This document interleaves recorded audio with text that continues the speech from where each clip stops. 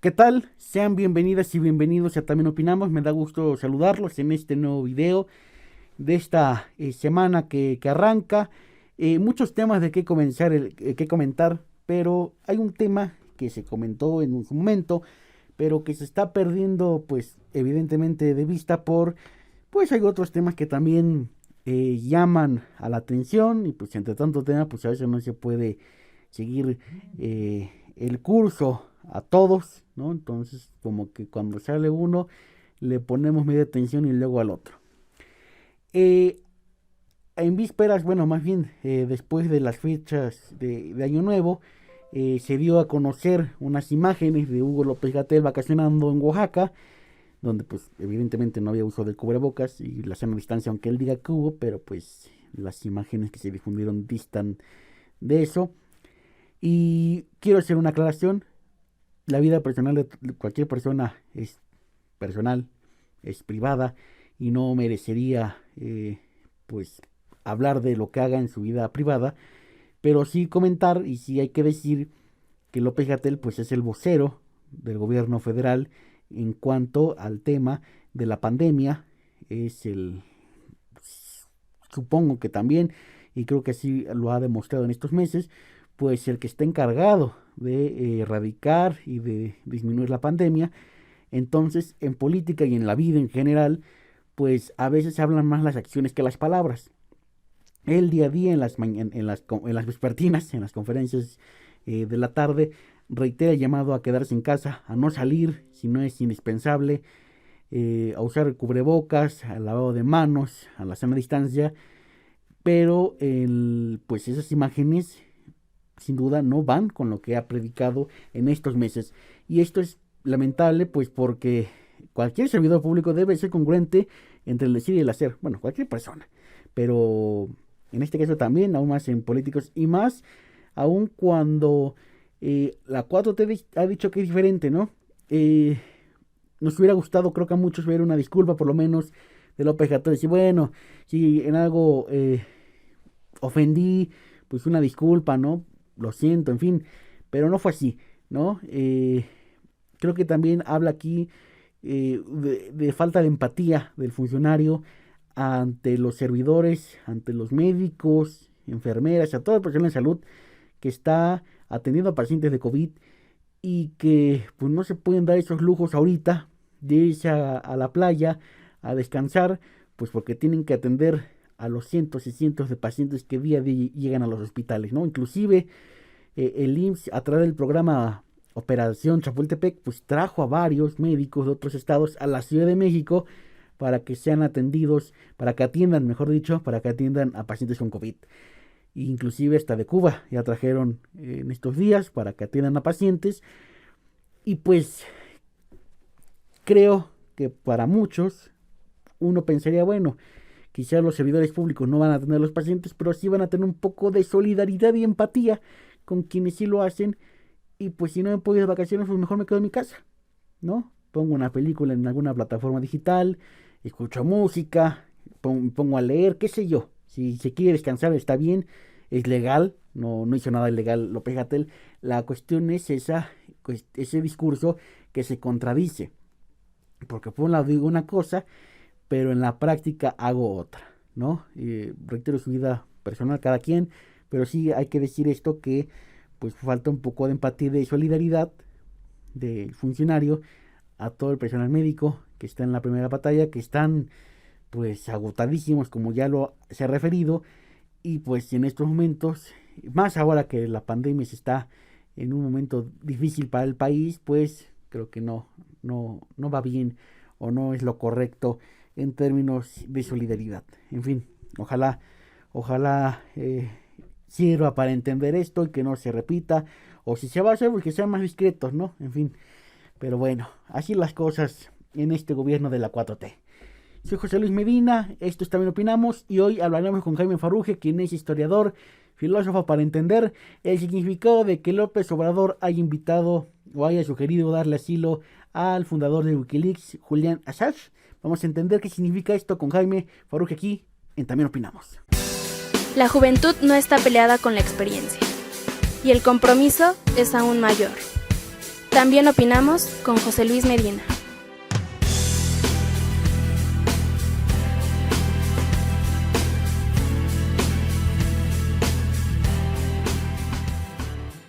Se está dando una serie de acontecimientos relacionados con la libertad de expresión, con el acceso a la información pública, y uno de ellos fue lo que anunció el pasado lunes 4 de enero el presidente López Obrador en su mañanera, cuando dijo así de la nada, así como muy de sorpresa, que él buscaría, a través del canciller Ebrard, darle asilo político a Julian Assange, quien es el fundador de Wikileaks, quien ha revelado información muy importante sobre Estados Unidos, inclusive sobre México y otros lugares de este mundo. Y partamos por ahí, Jaime, como aquel viernes, que nadie pudo escuchar lo del viernes, pero ahora sí lo van a escuchar la gente, que también opinamos. A ver, Jaime, el presidente López Obrador dice de este anuncio en su mañanera. ¿Tú qué piensas? ¿Tú qué piensas del anuncio que hizo el presidente López Obrador? Pues, como lo decíamos el viernes, es muy interesante el que nuestro presidente haya ofrecido este asilo político. Evidentemente, muchos han retomado la idea de que México tradicionalmente es un país que recibe personas, ¿no? Que da asilo, es un país que nos recibe con los brazos abiertos. Algo que platicábamos el viernes es que yo veía dos posibilidades, dos temas importantes que teníamos que tener en la mesa. El primero, evidentemente, es algo que tú mencionas, Julian Assange. Es un personaje que ha sido símbolo de la libertad de expresión. Recordemos que uno de los casos que se le están imputando es evidentemente el atentado contra la ley de espionaje de 1917, que ha generado grandes controversias, grandes debates sobre cuál es el límite entre el periodismo de investigación y el espionaje. Evidentemente es un tema que se seguirá tratando, que se seguirá debatiendo. Y del otro lado es el por qué el presidente de México está ofreciendo este asilo, considerando también que México ha sido uno de los países más criticados internamente sobre la libertad de expresión. Claro. Y evidentemente creo que hay algo más allá, algo detrás, jugando a estos hilos macabros de este presente que parecería una nube gris, es considerando también que es una carta política. Hay que pensar, por ejemplo, que en 2019, cuando surgió el primer intento de Estados Unidos frente al gobierno británico por repatriar a Julian Assange, porque fuera extraditado a los Estados Unidos y que fuera juzgado allá, aquí en América, muchos giraban la nota en que era una forma del presidente Donald Trump para aprovecharlo en su campaña. Y la sorpresa para muchos analistas que en ese julio del 2019 hablaban de esto, la sorpresa fue que el candidato que utilizó la expatriación de Julian Assange no solo fue Donald Trump, también fue Joe Biden. Eso quiere decir que es un personaje que el país que tenga a Julian Assange es un personaje que tiene una carta política frente a Estados Unidos. Y las relaciones no han empezado tan bien entre México y los Estados Unidos con la nueva administración. Entre el gobierno de Andrés Manuel y la nueva administración de Joe Biden. Entonces, el que se haya ofrecido este asilo político no responde a una tradición de recibimiento, de manos abiertas. Responde a una actitud política y a una carta que puede utilizar frente al nuevo gobierno de Estados Unidos. Frente al nuevo gobierno de Estados Unidos, Jaime Farrugia, déjame preguntarte algo que es interesante, o mejor dicho, recapitular, ¿no? los que están a favor del presidente López Obrador pueden decir que bueno, el presidente está apoyando la libertad de expresión, un símbolo de, como bien decía, de libertad por lo que hizo, pero también, bueno, por de alguna manera, por fomentar el derecho a la información, ¿no? Por la desclasificación de documentos, y muchos dirán, wow, el presidente está comprometido con eso, o por lo menos así lo está pareciendo. Pero tú dices, a ver, no va por ahí la cosa. La cosa es más política que pues, de tener buen corazón, ¿no? La cosa va en una cuestión de relaciones políticas, diplomáticas, en el que pues puede ser como el señor Julián, como tenerlo para tener tranquilo, ¿no? A Joe Biden y a los demócratas, pues en esta administración que pinta, o los analistas han dicho que pinta difícil. Habrá que ver si en verdad es así o no, pero pues por lo que se muestra, pues pinta difícil, ¿no? Claro, claro, no, totalmente. Y hay que pensarlo un poco más allá. La tradición de refugiados en México responde a otras épocas. Responde a una época, por ejemplo, en un México posrevolucionario, un México con una capacidad económica fuerte, un México que no tiene que rendirle cuentas al Fondo Monetario Internacional, al Banco Mundial, un México que es soberano totalmente, que se puede permitir ponerse al tú por tú con los Estados Unidos. Eh, un México, por ejemplo, que defiende a Cuba en la revolución frente a la Organización de Estados Americanos. Un México que defiende la administración de un presidente guatemalteco, que es Jacobo Arbenz, que también va a residir aquí en México. Entonces, no estamos en una época pensándolo, por ejemplo, ¿cuánto tiempo duró Evo Morales en México, ¿no? Con la administración de Andrés Manuel, cuando se le dio a este presidente un recibimiento, no fue un recibimiento tan bueno, ¿no? Y no fue un recibimiento en donde el propio presidente Evo Morales se sintiera seguro y que fue muy criticado además. Pero no le queda Entonces, ahí a Evo, ¿no?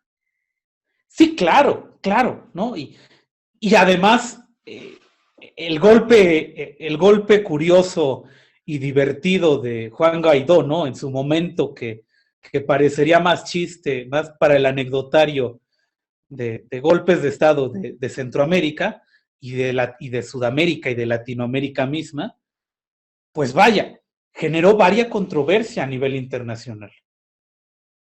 Y que justamente por eso Evo Morales no se mantuvo en México.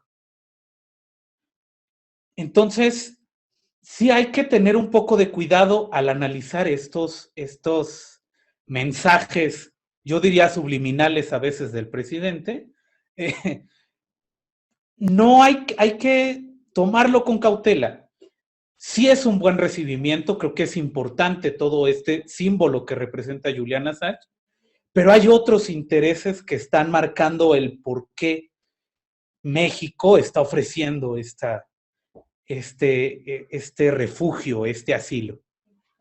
Ahora, Jaime, sin duda coincido contigo en esta parte, ¿no? Evidentemente, pues no se desperdicia la ayuda, pero no sé tú qué piensas. Esta semana está escuchando, no recuerdo a grosso modo los nombres, pero sí, defensores de derechos humanos que dije, bueno, le quiere dar asilo a Julián, pero ¿por qué no empieza por los de Centroamérica, ¿no?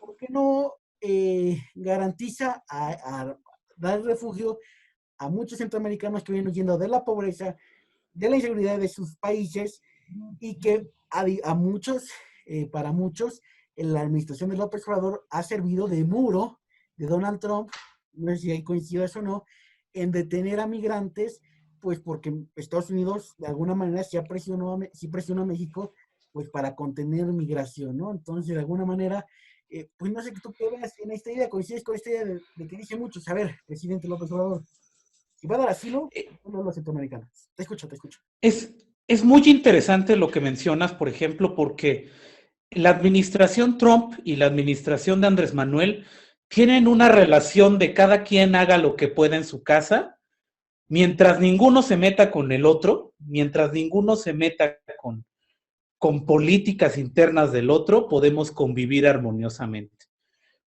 coincido totalmente en que México funcionó como barrera, como el muro que tanto habló Donald Trump frente a las migraciones centroamericanas. Evidentemente tampoco este muro de contención es nuevo. Y hay algo importante también que señalar. México es un país racista y nacionalista. Y esa conjugación de dos factores, racismo y nacionalismo, es lo que permitió discursos, por ejemplo, de los centroamericanos no tienen que pasar porque son una bola de hambriados que vienen a exigir derechos que nosotros no les podemos garantizar. O estos discursos que escuchamos, por ejemplo, durante las caravanas migrantes, discursos que hablaban de que se tenía que utilizar la fuerza militar incluso para detener las avanzadas migrantes. Entonces, si lo pensamos desde esta lógica, el gobierno de Andrés Manuel es un gobierno que ha fomentado este discurso, un discurso de solo los mexicanos. Y en este discurso de solo los mexicanos, empata esta idea de traer de refugiado a un extranjero europeo con bases blancas, se podría decir, porque justamente nos funciona como una contención frente a nuestro vecino, el blanco. ¿Y por qué no le damos protección a los centroamericanos? Porque básicamente siempre hemos visto a los centroamericanos como los bárbaros, como nuestros hermanos no tan queridos. Hace muchos años se hablaba de una analogía en que Estados Unidos es el hermano mayor, Centroamérica y Latinoamérica es el hermano menor, son los hermanos menores, y el hermano del medio, el que funciona entre conexión entre ambos, era México. Y esa lógica sigue estando presente posiblemente en la administración de Andrés Manuel. Entonces, pues esto trata de responder el por qué no se le da refugio a los centroamericanos y a los sudamericanos incluso, pues porque evidentemente no empatan con el discurso y son este otro bárbaro que el México no quiere reconocer y que incluso podríamos seguir estirando la liga. Y hay prensa, por ejemplo, que habla de por qué no se le da libertad de expresión, por ejemplo, a estos grupos indígenas que tenían sus radios locales y que la administración de Andrés Manuel desapareció. Entonces, ¿por qué no se le da refugio, asilo y un espacio de buena convivencia a lo nacional, a lo nuestro, y sí se le da al extranjero? Y no a cualquier extranjero, como ya te estoy mencionando. No. Jaime, ahora que esta semana, no sé tú cómo lo ves, estuvo buena el debate y los memes, pero aquí que en este momento nos atañe el debate, la información, la seriedad de alguna manera, bueno, no, hay que también dar pie para el humor, ¿no? La seriedad absoluta como que va a ser muy aburrida. Pero esta semana estuvo varios temas interesantes sobre la mesa, evidentemente lo de líder de Wikileaks, que de alguna manera fue opacado, ahorita ya no se habla de eso, ahorita se habla lo del Capitolio, los Estados Unidos, y ahorita, bueno, hoy domingo lo de la nueva cepa de COVID que llegó allá a México, ¿no? Que hoy lo informaron. Pero haciendo a un lado eso, el presidente había mencionado esta semana desaparecer el INAI, que es este organismo autónomo del Estado mexicano, pero autónomo a final de cuentas, en el que tú como ciudadano puedes obtener información pública de contratos, de lo que hace el gobierno, ¿no? Que sea público, y también de protección de datos personales, pero en términos de información es esto, ¿no? Obtener información, y que de eso han salido grandes trabajos periodísticos. ¿No te parece incongruente, Jaime? Hablando de lo bonito, ¿no? Tú nos has dicho algo que me parece interesante, que el presidente da mensajes subliminales, ¿no? Porque, o sea, una cosa es lo literal, lo que dice, pero el presidente tiene mensajes subliminales, ¿no? O un trasfondo. Pero si nos quedamos, si lo vemos desde el lado literal o del lado bonito, como el presidente lo presenta, y podemos entrar a lo subliminal, si te parece también, ¿cómo ves esta idea? A ver, el presidente quiere dar asilo a Wikileaks bajo la idea esta bonita de que México ha dado asilo, pero por otro lado quiere desaparecer un órgano autónomo que si no hace lo mismo que Julián, pues más o menos se asemejaba, que es brindar información pública, hacer pública la información y dar a conocer sucesos, posibles sucesos de corrupción, de conflicto de intereses, pues como que está incongruente esa lógica, ¿no? ¿Cómo lo ves? Sí, claro, es totalmente incongruente. Y también los que vivimos en la ciudad tendremos que recordar que los costos del segundo piso que justamente inauguró el presidente cuando era jefe de gobierno en su momento, son documentos que siguen clasificados y que ni siquiera este órgano autónomo nos podía dar el acceso certero. Entonces, vaya, bajo la lógica del presidente, todo lo que no responde a su discurso es corrupto. Y pues evidentemente ahora nos tocó a un centro de información, como nos ha tocado centros educativos, como nos ha tocado otro tipo de instituciones, incluso instituciones tan importantes como lo son el Instituto Nacional de Antropología e Historia, ¿no? Que han salido lastimosamente a exigir que se les retomen sus derechos y beneficios como trabajadores del Estado. Entonces, vaya, el propio Andrés Manuel es incongruente. Y hay que recordar que Andrés Manuel es un personaje que parecería no gobernar.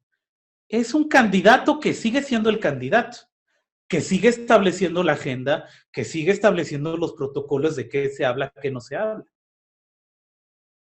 Y ese es un riesgo, porque no tenemos un gobierno estable que nos garantice la libertad de información y el único espacio en donde parcialmente se garantizaba, pues hoy lo quieren desaparecer.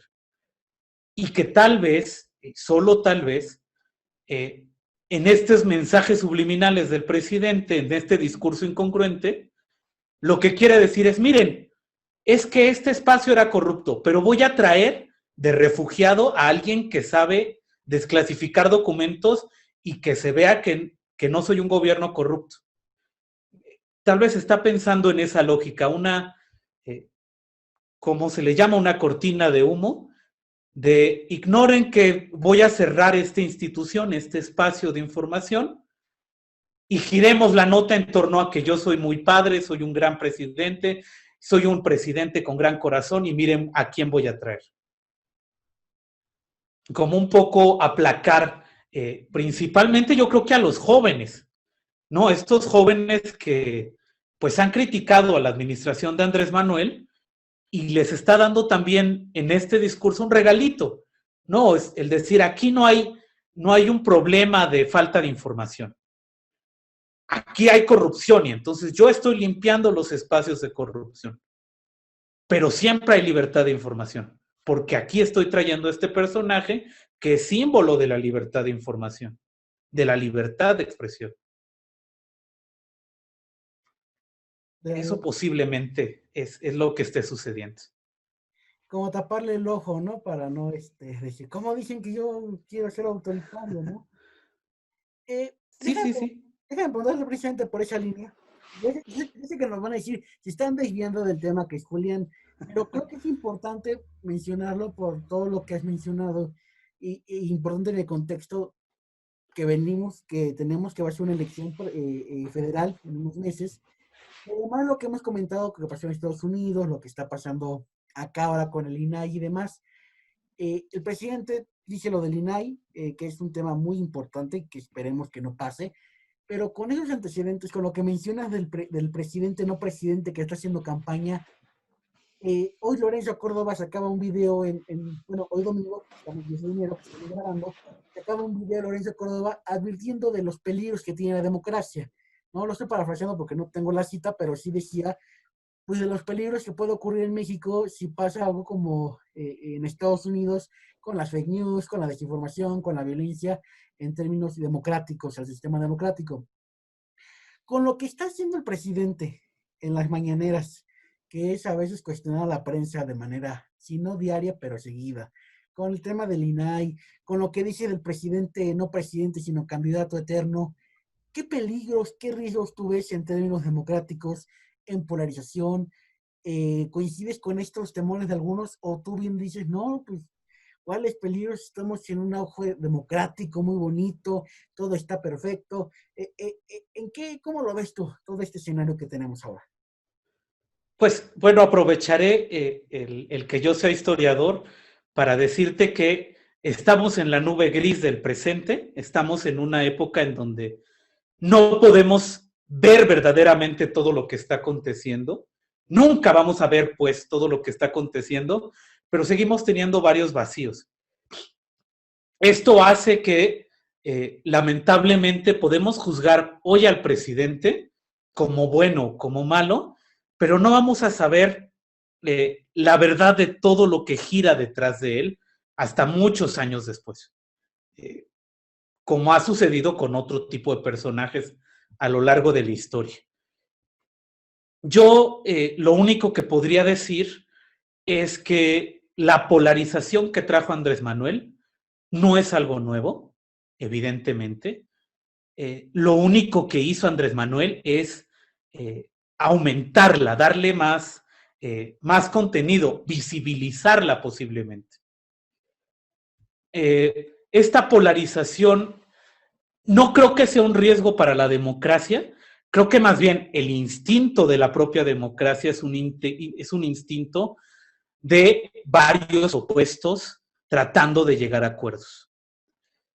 El verdadero problema es cuando no se dan estos acuerdos. Y lo único que sucede es que se trata de, en esta polarización, de hacer que uno tome la batuta.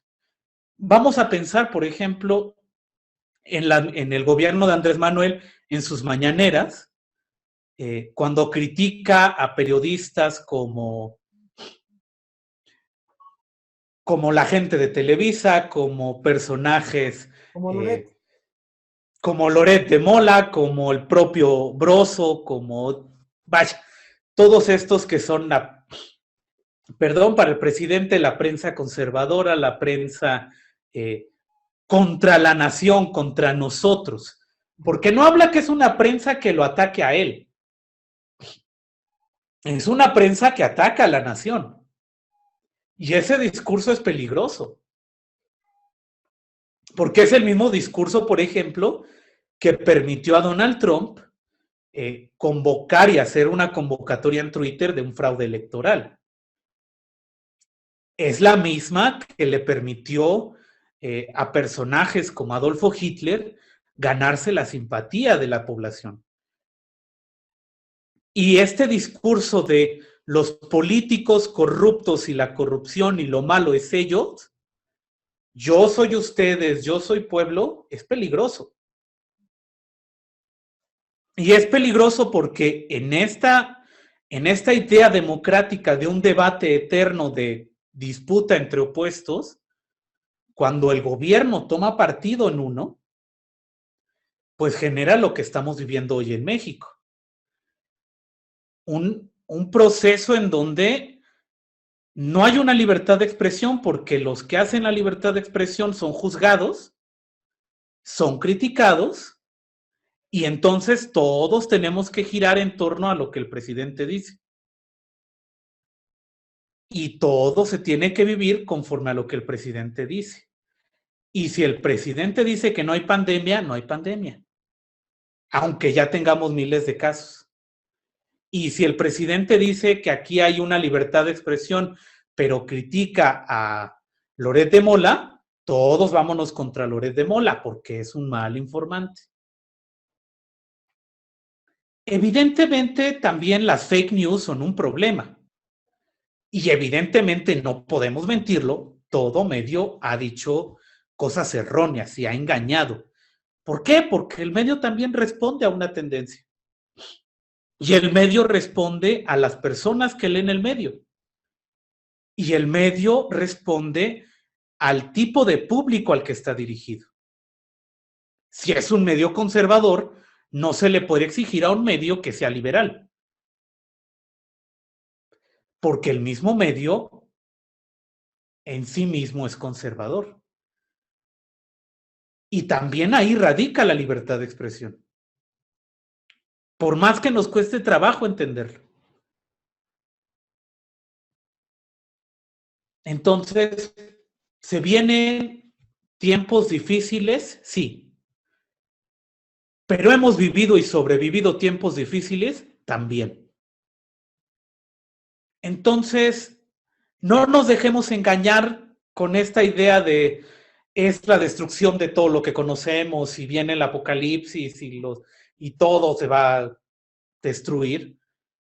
No, es un proceso en donde estamos recuperando el sentido democrático, si es que en algún momento existió, si es esta democracia la mexicana, que tanto hemos defendido y luchado por lo menos 200 años, y pues a ver qué sucede. Algo que sí es importante es tratar de hacernos un criterio y ese criterio también estar en un constante cuestionamiento. No voy a decir que hay que dudar de todo, pero asimismo sí hay que dudar de todo.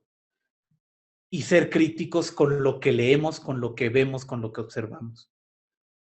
Sí, y digo, esa entrevista, pero si me lo permites añadir aquí en esta parte, Jaime, pues también debatirlo, ¿no? Y debatirlo, como lo estamos haciendo tú y yo, bueno, no es debate como tal, sino es entrevista, pero pues hacerlo de manera respetuosa, no atacar, ¿no? Decir, es que eres un chairo, es que eres un fifí, ¿no? Que sin duda es divertido para los memes, pero para el debate, como tal, pues sí daña, ¿no? Sí daña y pues fomenta esta polarización que a final de cuentas quienes pierden pues no es ni Felipe Calderón ni López Obrador, sino quienes pierden la ciudadanía, ¿no? Y de alguna manera lo vimos la semana pasada allí en Estados Unidos, que pues en teoría parecería que pierde Donald Trump, ¿no? O que gana Joe Biden, pero en realidad quienes pierden pues es la ciudadanía allá estadounidense, ¿no? Y pues los políticos pues a lo mejor hasta se benefician más, ¿no? De lo que puedan perder. Claro, y ahora que tocas el tema de Estados Unidos, es interesante porque ¿cuántos años tiene la ley electoral estadounidense? Y lo único que tal vez demostró estas elecciones del 2020 es que ya no hay una verdadera cohesión, no hay una verdadera relación entre la población, entre los votos populares y los votos electorales. Y entonces esto es un riesgo porque el sistema electoral estadounidense parte de esta premisa, que hay un equilibrio entre estas dos posibilidades. Y lo único que demostró las elecciones del 2020 en Estados Unidos es que Joe Biden ganó electoralmente, pero Donald Trump ganó popularmente.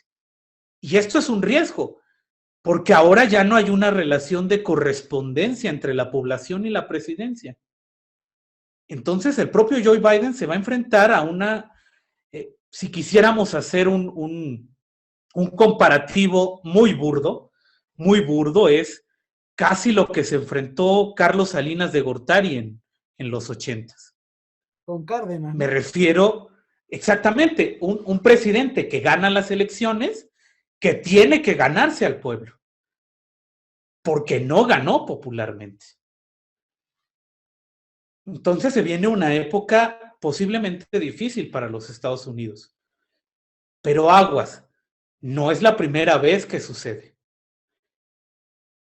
Y además Estados Unidos, si queremos jugar con esta idea de la antigüedad, pues sigue siendo un país muy joven. No hay que vaticinar, por ejemplo, la caída de Roma en los Estados Unidos. Así como Roma cayó más de una vez, que sufrió varios procesos que le permitieron consolidarse como Estado, como una estructura republicana, monárquica o todas las estructuras que sufrió la antigua Roma, pues igual a Estados Unidos le toca, como a toda nación y a toda agrupación de personas le va a tocar. Y eso es lo que estamos viviendo en la actualidad, ¿no? En Estados Unidos. Ahí están las masacres. He decidido regresar de lleno a la vida pública. ¡Fuchicaca! Haiga sido como haiga sido.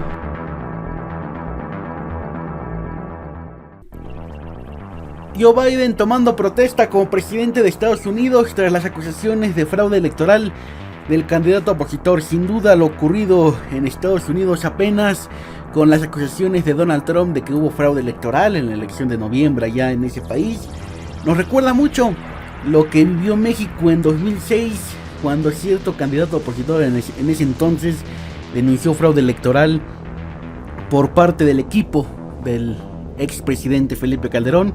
Y también nos recuerda cómo ese primero de diciembre del 2006 pues la oposición buscó cómo frenar la toma de protesta de Calderón, que inclusive se tuvo que entrar escondido a la Cámara de Diputados y su presencia fue muy rápida. Pues vaya cómo nos recuerda esos tiempos, esas acusaciones de fraude electoral, lo que México ya vivió, sin duda en contextos diferentes, en situaciones diferentes, pero con componentes parecidos, como es el tema de la desconocer resultados, la polarización, denunciar fraude electoral. En fin, hasta Trump nos reconoció porque tenemos identificación para votar. Eso ya es un asunto muy interesante. Nos vamos. Gracias por acompañarnos en el segundo video de este 2021 de También Opinamos. Soy José Luis Medina y nos escuchamos y nos vemos la próxima semana.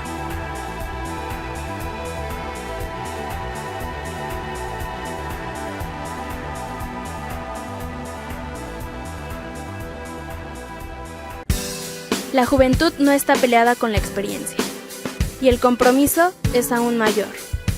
También opinamos con José Luis Medina.